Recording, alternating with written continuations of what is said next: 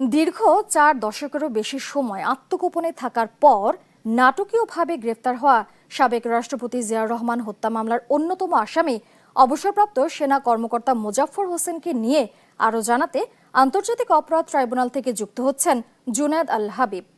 জুনায়েদ, মোজাফফরকে কোন মামলায় গ্রেফতার দেখানো হলো, বিস্তারিত জানান।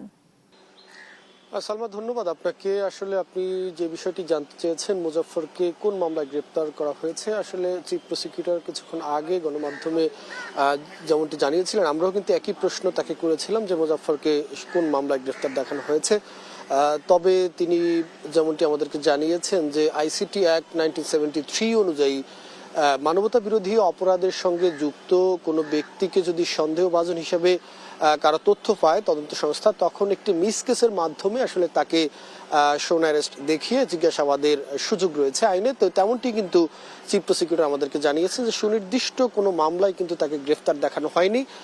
তাকে 2 দিনের জিজ্ঞাসাবাদের অনুমতি চাওয়া হয়েছে এবং সেই 2 দিনের অনুমতি কিন্তু দিয়েছে আন্তর্জাতিক অপরাধ ট্রাইব্যুনাল 2 এর বিচারক। এবং এই জিজ্ঞাসাবাদের পরে আসলে প্রসিকিউশন সিদ্ধান্ত নেবেন কোন মামলায় আসলে তাকে গ্রেপ্তার দেখানো হবে, অর্থাৎ কোন ধরনের অপরাধের সঙ্গে তিনি যুক্ত ছিলেন, তখনই আসলে তার বিরুদ্ধে আনুষ্ঠানিকভাবে মামলা রুজু করা হবে, এমনটাই কিন্তু চিফ প্রসিকিউটর আমাদেরকে জানিয়েছেন।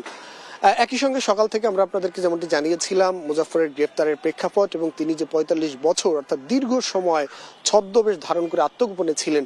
তো এখন যে তথ্যটি আসলে সামনে এসেছে সেটি হচ্ছে চিফ প্রসিকিউটরের কাছেও আমাদের প্রশ্ন ছিল যে কিভাবে একজন হত্যাকারী অর্থাৎ একটি দেশের প্রেসিডেন্টের হত্যা মামলার এজাহারভুক্ত আসামি, আপনি জানেন যে মোজাফফর শহীদ প্রেসিডেন্ট রাষ্ট্রপতি জিয়াউর রহমান হত্যা মামলার 6 নম্বর আসামি।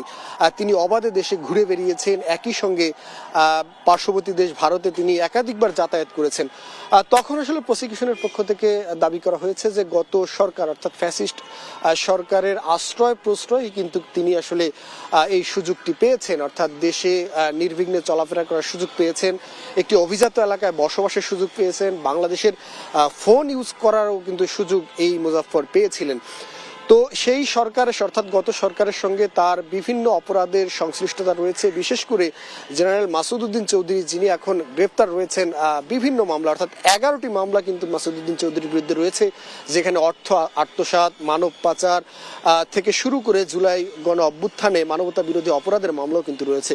তো তার সাথে তিনি একাধিক মানবতা বিরোধী মামলার ষড়যন্ত্রে যুক্ত ছিলেন, এমনটাই কিন্তু চিফ প্রসিকিউটর দাবি করছেন এবং তিনি আমাদেরকে জানিয়েছেন যে আসলে জিজ্ঞাসাবাদ শেষে আরো বিস্তারিত তথ্য তিনি গণমাধ্যমকেও জানাতে পারবেন। তো এই ছিল এখন পর্যন্ত আমার কাছে।